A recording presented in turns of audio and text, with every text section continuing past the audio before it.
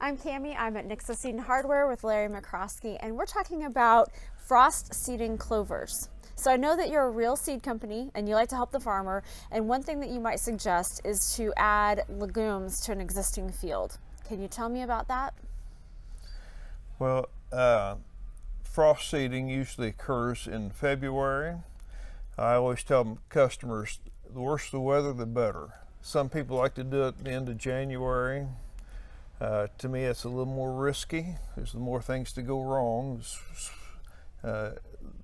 Temperature warming up and seed swelling up, taking up moisture, freezing back down.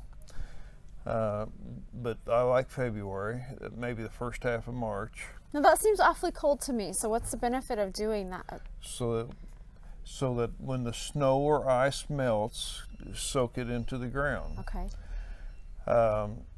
The goal is the same, whether we do it mechanically or just throwing it on top with the snow and the ice. We want to get that seed in the ground, get it covered.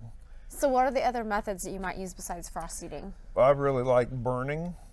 If you have enough thatch or crabgrass to carry a flame in February, you can light a match and burn, and that does a lot of things for you. It gets rid of insects, it burns that thatch off, or it opens up the ground, adds potash to the soil, and you can actually see your tracks. Then you know where you're throwing the seed.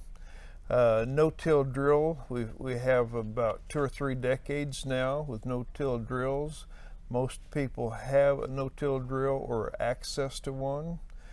That gets the clover in the ground about a ½ inch of dirt on top. The dirt holds moisture. That's what gets you a stand.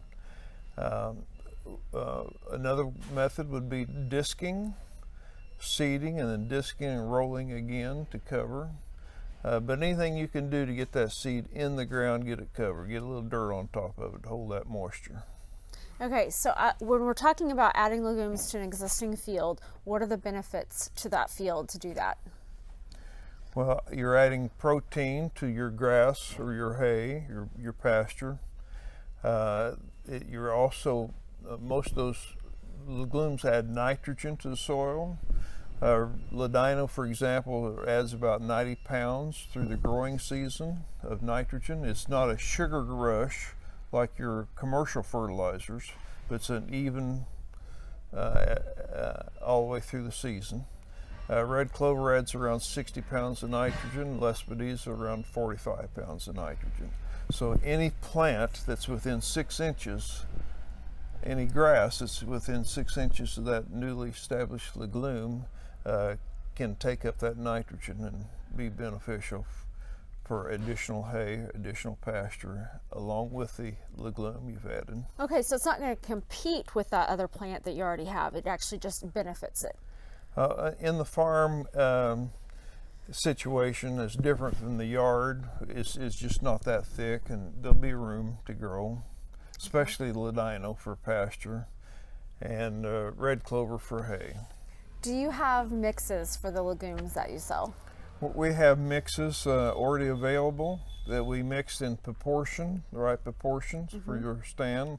Like the big one is the red clover and Ladino clover, Ladino being a perennial, being smaller seed.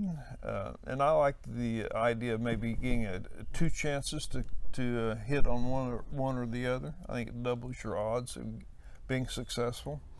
Ladino doesn't hurt your hay, it doesn't add up very fast, but it does the nitrogen that it produces.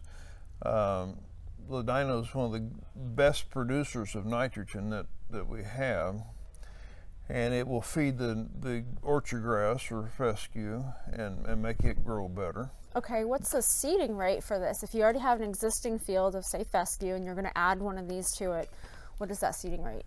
My father would say a gallon to the acre. 8 pounds is 8 to 10 pounds. We fertilize and lime a little more than in my father's generation, so that we can support a greater plant population. So 8 to 10 pounds. So which is better, fall or early spring planting? We almost always recommend fall.